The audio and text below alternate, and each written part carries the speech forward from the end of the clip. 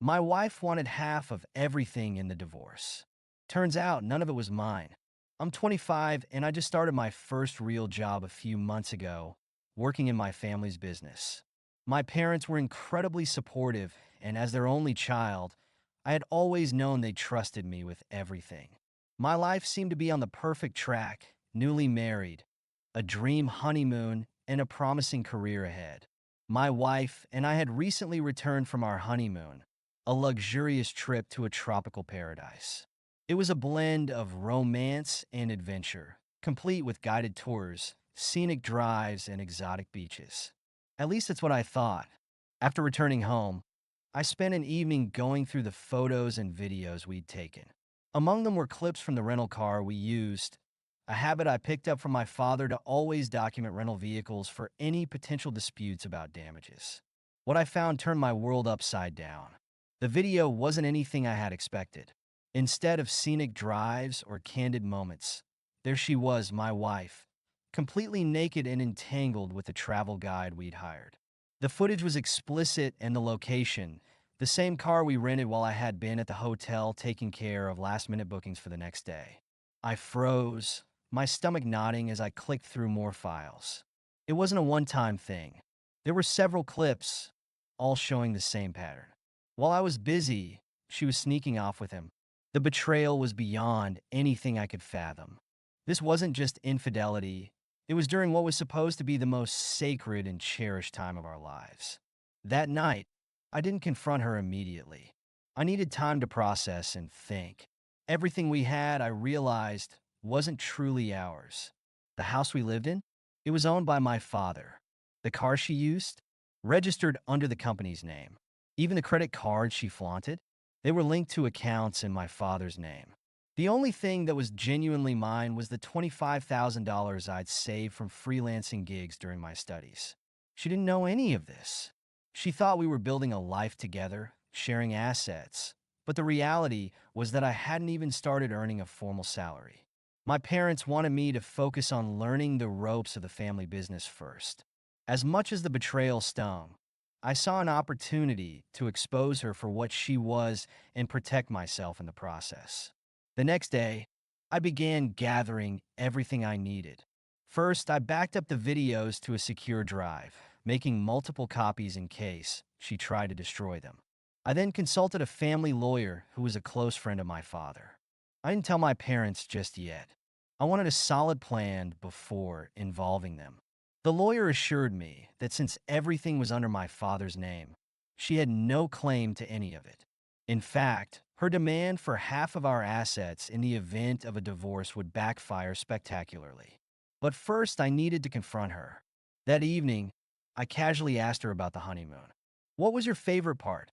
I asked, keeping my tone neutral. She smiled, her face lighting up. "Oh, everything. The beaches, the food, the drives with the guide. It was all amazing." "The guide, huh?" I said, raising an eyebrow. "You seem to really enjoy his company." Her smile faltered. "Well, yeah, he was helpful." "Why?" I didn't answer. Instead, I pulled out my phone and played one of the videos. Her face turned pale as she watched herself on screen. "Care to explain this?" I asked, my voice cold. Her excuses were immediate. "It was a mistake. I didn't mean for it to happen," she cried. "I was drunk, and he took advantage of me." I shook my head. "Don't insult my intelligence. This wasn't a one-time thing. You knew exactly what you were doing." She broke down, sobbing and begging for forgiveness. But her tears did nothing to move me. I told her I wanted a divorce and that she'd be hearing from my lawyer. That's when her demeanor shifted entirely. "You can't do this to me," she screamed. "I gave up everything to be with you. You owe me." "Owe you?" I said, laughing bitterly. "Everything we have isn't even mine. It's my father's. You won't be getting a single cent." Her face twisted with rage. "I'll fight you in court. I'll make sure I get what I deserve." "Go ahead and try," I said, standing firm. "You'll regret it." Little did she know, my father was already in the loop. After consulting with the lawyer, I showed him the videos. He was livid, not just at her betrayal, but at the audacity of her entitlement. He immediately revoked her access to the house and credit cards, and we began the process of legally removing her from everything tied to the family's name. She realized this quickly when her cards were declined, and she was locked out of the house the next day. That's when the threats began.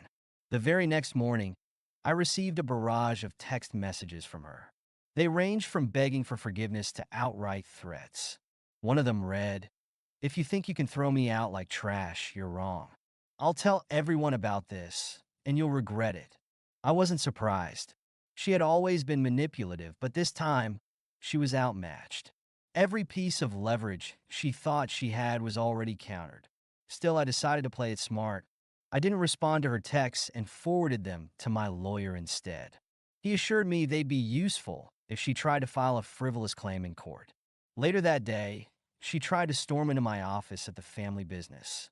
I was in a meeting with my father and a few of the senior staff when the receptionist called to warn me. "She's here, and she's causing a scene," the receptionist whispered. I stepped outside to see her yelling, demanding to speak to me. "You think you can lock me out of my house?" she screamed. "You don't get to make decisions without me." Calmly, I replied, "It's not your house. It's not even my house. Everything you're fighting for doesn't belong to either of us." Her face turned red. "You're lying. I'm your wife. I'm entitled to half. Let's leave that to the courts to decide," I said, stepping back into the office and signaling security to escort her out. That evening, I sat down with my parents to explain everything. My father, who had always been level-headed, was furious. She thought she could pull this off and walk away with what we've worked for. She has no idea who she's messing with. My mother, though shocked, offered a more compassionate perspective. "You deserve better than this," she said. "We'll make sure she doesn't get away with it." With her full support, I felt more confident than ever. My father's legal team began drafting the divorce papers, ensuring every loophole was closed. Meanwhile, I started gathering any additional evidence that could strengthen my case. As the days went by, her antics grew increasingly desperate. She tried reaching out to mutual friends, spinning the narrative that I was abusive and controlling. Thankfully, most of them knew me well enough to see through her lies. Some even came forward with stories of how she had been bragging about her freedom during our honeymoon. A freedom that, in hindsight, was clearly her affair with the travel guide. Then came her ultimate play. She filed for divorce and demanded half of everything. In her filing, she claimed emotional abuse and financial control, accusing me of denying her access to our assets. What she didn't realize was that her claims were as weak as her loyalty. During the first court hearing, my lawyer presented the evidence. The videos, the texts, and the financial records proving that nothing was in my name. The judge was unimpressed with her arguments, especially after hearing about her infidelity. Her lawyer tried to pivot, claiming that the videos were an invasion of privacy. My lawyer countered with the fact that the footage was legally obtained from a rental vehicle for documentation purposes. The real turning point came when my father testified. "The asset she's referring to, our house, our business, none of it belongs to my son yet. He's still an intern, learning the ropes. She has no legal claim to any of it." Her lawyer looked defeated. She, on the other hand, looked like she wanted to scream. Outside the courtroom, she approached me. "You've ruined my life," she hissed. "You'll regret this." I stared at her, unflinching. "You did this to yourself. Enjoy the freedom you were so desperate for." Her downfall didn't stop there. After the divorce proceedings, I made sure the videos and her behavior were known to her family and close friends. I didn't actively smear her reputation, but I didn't hold back when people asked why we separated. Word spread quickly, and soon, even her own family began to distance themselves from her. She tried reaching out to me one last time, claiming she wanted to make amends. I ignored her. By then, the divorce was finalized, and she walked away with nothing, not even sympathy from those who once supported her. With the divorce finalized, I thought that chapter of my life was closed, but the aftermath of her actions continued to ripple. Her reputation was in tatters.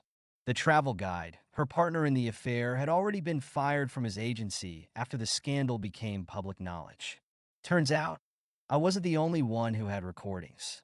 Another couple we had befriended on the trip had witnessed her flirting with the guide and shared their own videos when the rumors reached them. The agency, fearing liability, terminated him immediately. She was left with no allies. Her family, once staunchly on her side, turned cold after realizing the extent of her deceit. Her parents even called me to apologize, admitting they had been misled by her fabricated stories about me. Had we known sooner, we wouldn't have supported her actions, her father said during the call. While I appreciated the sentiment, I made it clear that their apologies didn't change the damage done. As for me, life began returning to normal. My parents, ever supportive, encouraged me to focus on my career. They insisted that I move back into the family home temporarily to regain stability, but I politely declined. I needed space to rebuild my life independently. My father, however, took one final step to ensure my protection.